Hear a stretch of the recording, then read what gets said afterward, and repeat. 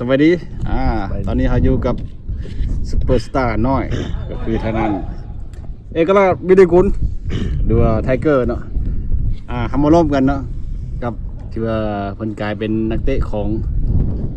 WG นะคะเนาะที่ว่ามาคัดเลือกกับทีมชาติU17ความรู้สึกเป็นยังไงน้องทรายความรู้สึกก็ดีใจเนาะที่มีซื้อได้มาขัดมีซื้อได้มาซ้อมผมฝึกซ้อมนำรู้สึกดีใจหลายการฝึกซ้อมเป็นอะไรสำหรับทีมชาติมันต่างกับตอนเราซ้อมกับสโมสรวิไลกุลหรือว่า WG นะคะนั่นเองความรู้สึกก็แตกต่างกันหลายอยู่นี่ก็ซ้อมหนักกว่า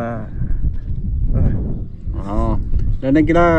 เอาอายุยังน้อยเลยเนาะเอามาซ้อมกับรุ่นอ้ายที่ว่าเขาเจ้าอายุ17 ปีเป็นจังไดความแตกต่างระหว่างน้องกับเขาเจ้าความแตกต่างกันว่าเรื่อง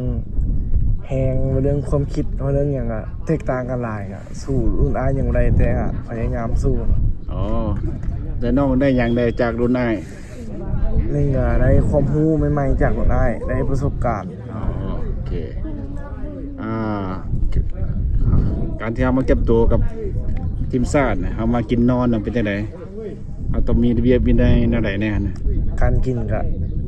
ต้องกินอาหารครบ5 หมู่แล้วก็ตอนนอนก็นอนให้เป็นเวลา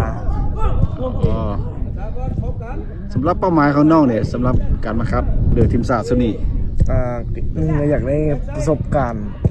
หลายๆอย่างกับรุ่นอ้ายแล้วก็ใจแท้ก็อยากติดอะไรนะครับบ่ติดกับปีหน้าเอาไหมโอเคเนาะหลังอายุยังน้อยอยู่เนาะจักปีแล้วปัจจุบันนี้14 ปีเนี่ยแสดงเขาต้องแบ่งอายุ3 ปีแผนสโมสรแม่นแล้ว